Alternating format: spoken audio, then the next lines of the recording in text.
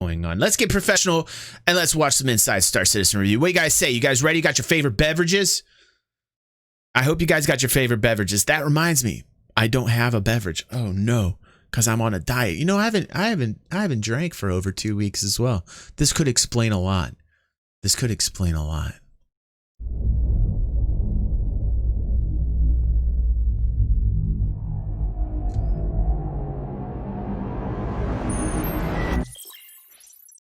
All right, and welcome back to the Inside Star Citizen review. We got the fam here. Look, they're right here in a nice new font. I'm trying to find a new font for you guys.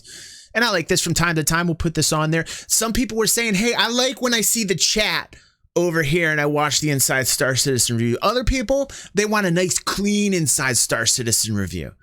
I'm not quite sure. What's up, Boba? Welcome to the Inside Star Citizen review, bro. Fam is here in effect. I think on this one, we'll try it, you know, we'll do clean, and then we'll talk about it afterwards. The official YouTube post will go out there looking nice and clean, but it'll get dirty afterwards. And we're going to talk about a Star Citizen leaks after this Inside Star Citizen review about some Crusader stuff like that. But I want to just talk a little bit about what we're seeing so far from the Inside Star Citizen episodic journey that we're going through. And, you know, we talked about this last week, and every time they come back, it feels like it's a little woof. And, you know, there was also some things we're going to talk about tomorrow as well. For the DG in the morning tomorrow, I'm going to have a stream, and we're going to talk about the IG piece about Star Citizen fans being angry and all this. I got so much to talk about, so much to say, but we'll talk about that tomorrow. But I'm coming back to the Inside Star Citizen series. Thank you, Killian. God bless you. Talking about the Vag. Yes, we're going to make some Vag merch. Anarchy's working on that as well in FG. I'm really excited for what's coming to the channel here. See what I did there? That's terrible. That is not a funny joke, DG. Anyhow, here's the thing. They come back and it feels like if we were playing baseball, it'd be like a single. It wouldn't even be a double or a triple. Like, I want them to swing for the fences when we come back from these breaks.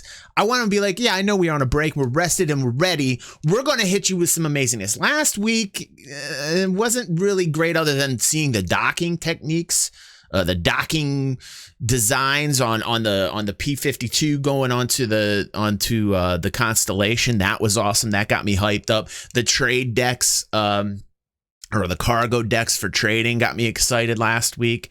But it wasn't like that. It didn't do enough for me.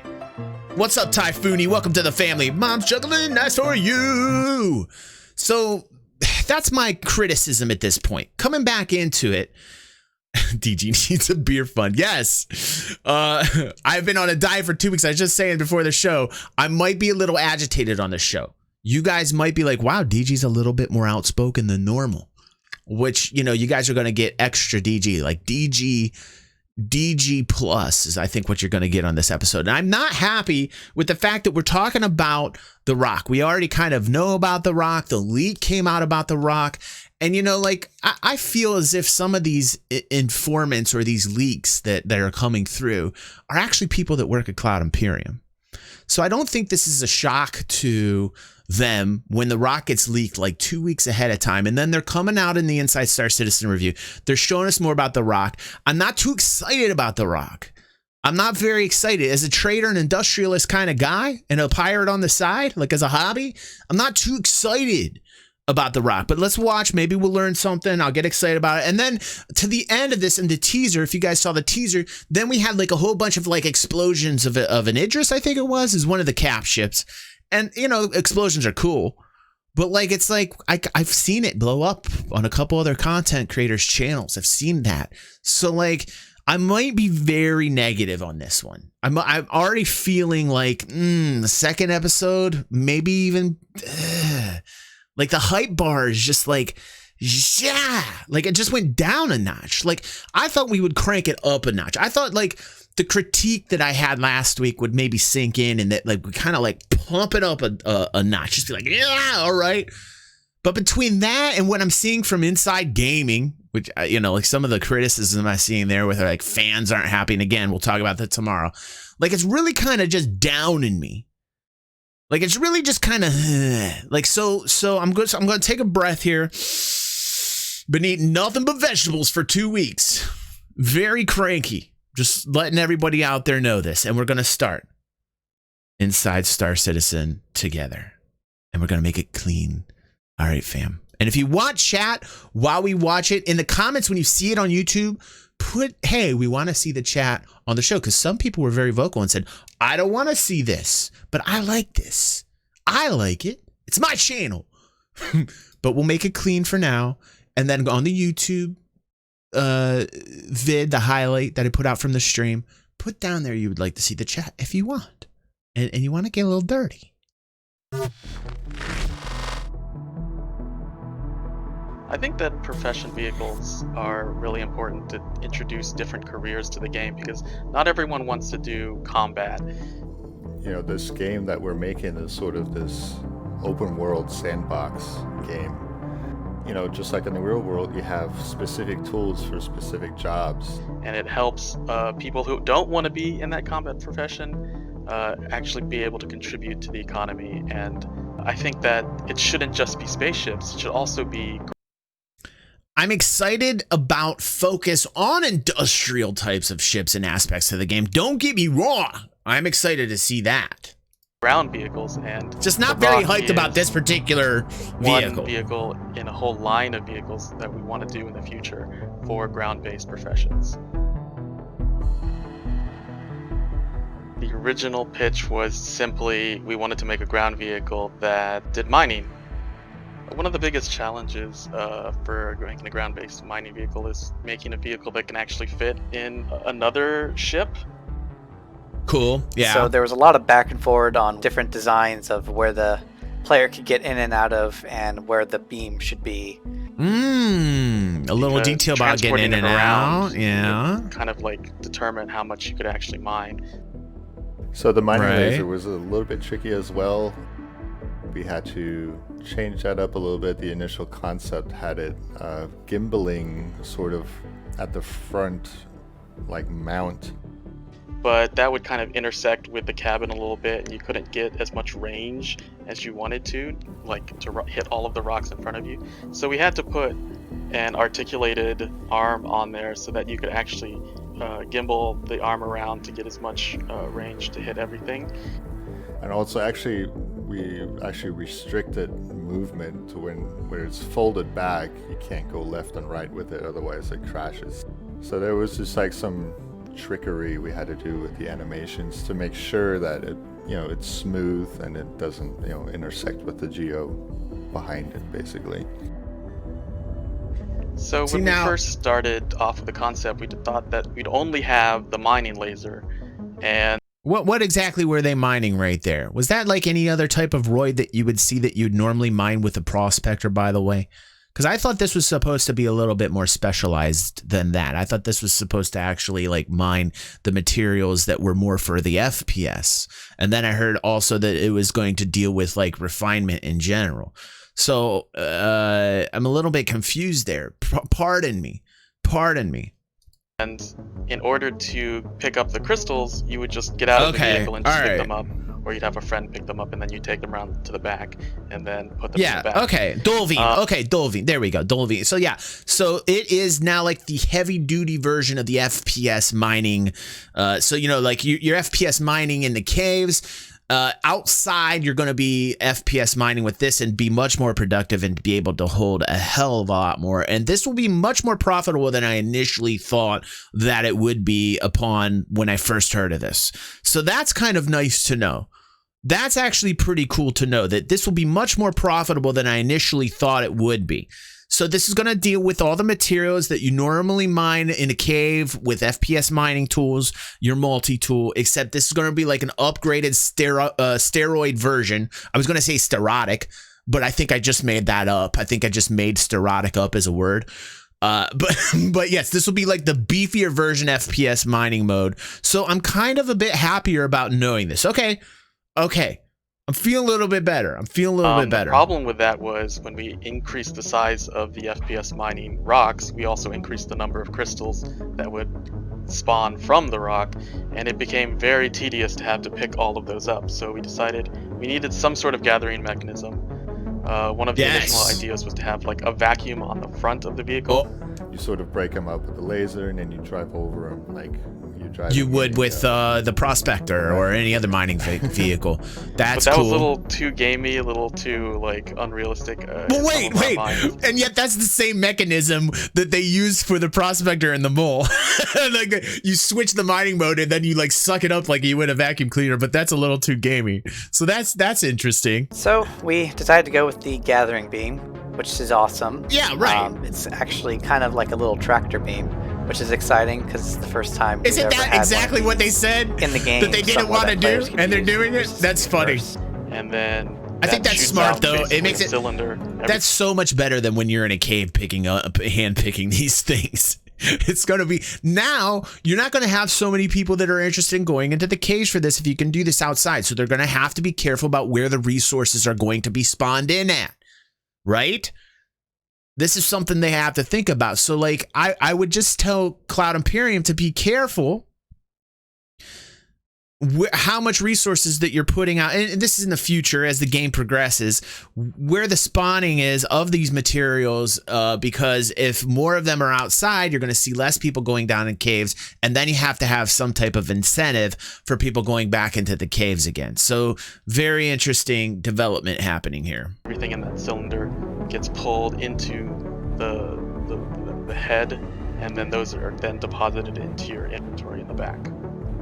So if you point it at the player, nothing will happen. That's because when we're developing the challenging step of figuring out what objects should be queried and what objects should be processed into this beam, we explicitly ignore that players. Tickles. Sorry, no trolling for you.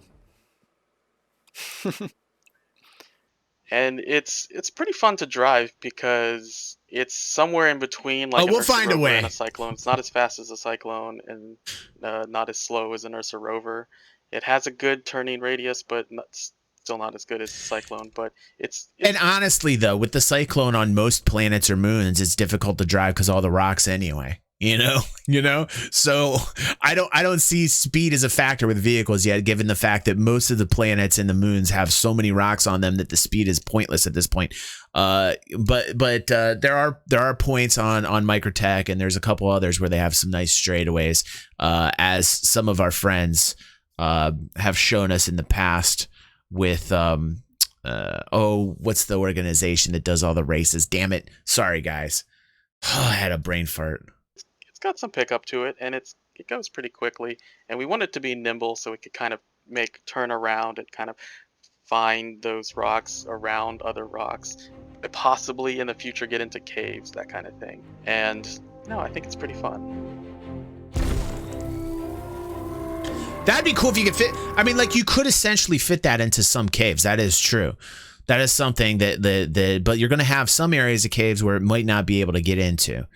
So interesting, like where you're actually going to be able to take these down into caves. Didn't even think about that because some of the caves have wide enough access, and what we're seeing so far is the way that they've been designed. You can fit these down in there. So that is interesting.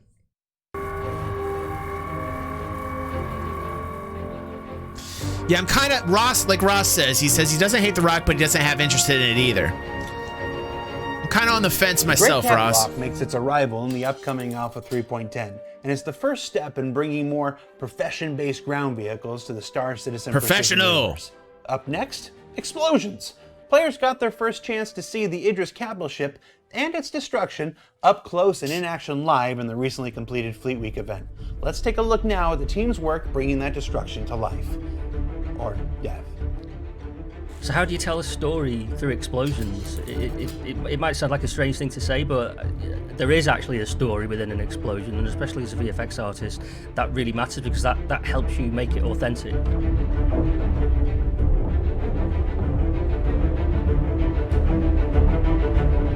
Some of the best explosions I've ever seen, really, in Star Citizen. I enjoy most about working on explosions or being part of a team making explosions is, I mean, golf kind clap of why for I this got man. into VFX in the first place. Who doesn't like a good, big, monstrous explosion? I will say this.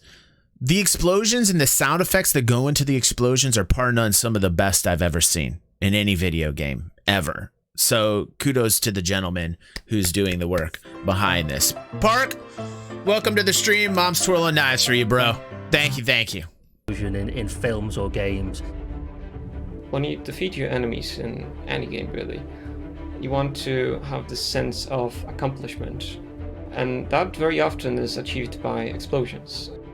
It's the attention-seeking visual thing that's going to kind of dominate the screen, and to be a part of that, and to be able to work on that, and to make that in a game such as ours, it's a real privilege. So the process of blowing up something the size of an Idris begins with reference gathering. A lot of damage. Start with the reference process. We do this because we need to understand what that thing needs to look like, as obvious as that sounds. Oof. We have the core explosion itself, so the actual fuel source creating I like a big that. fiery blast. I love that.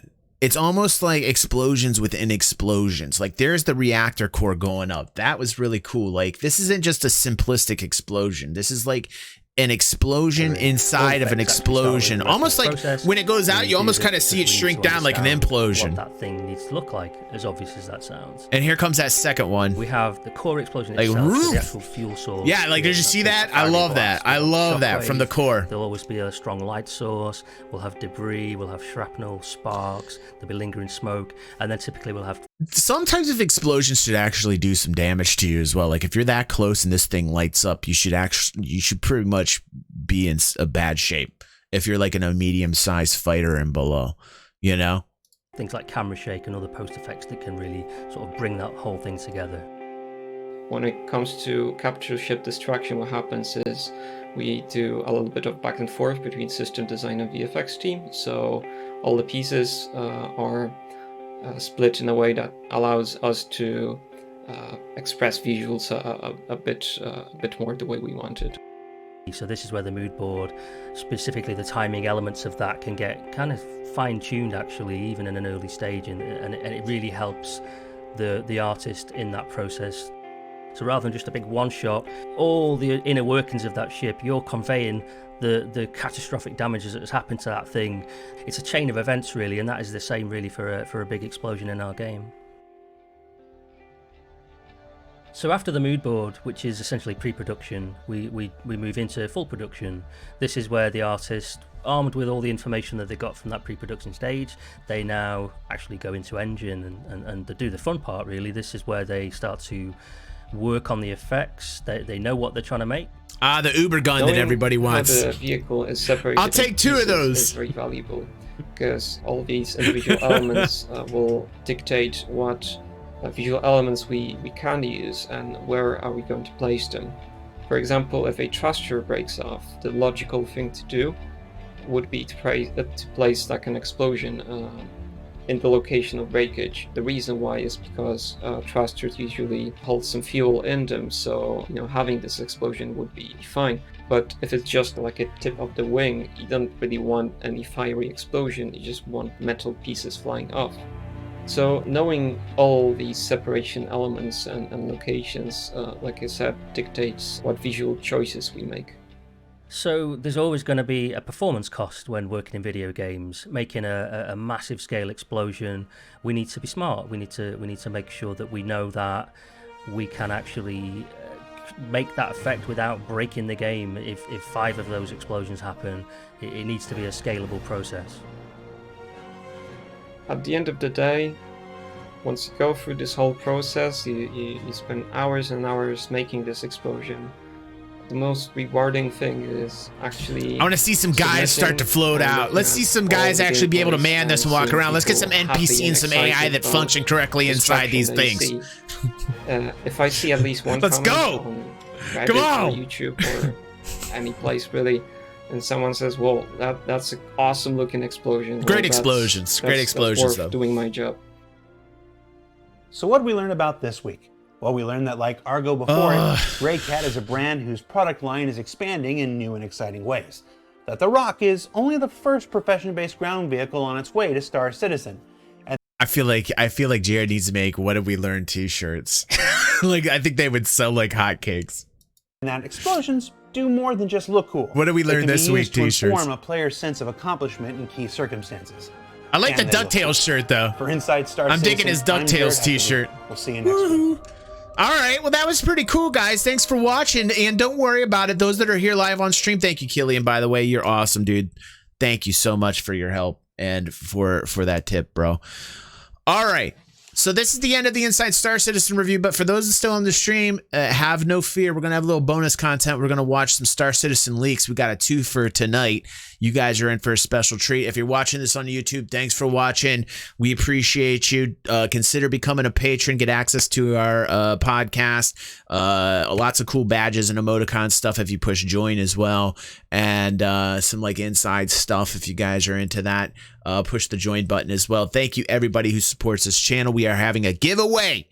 So check out DG360. Check out the channel. We're giving away an Aegis, which is Gladius, and we're giving out a $25 Amazon gift card. So I would also like to thank Cash for helping out and really stepping up and saying, hey, I want to help out the community, and he's helping us with this Aegis Gladius. So thank you so much, Cash. And if you're watching on YouTube, see you on the next vid or stream. If you're here, congratulations.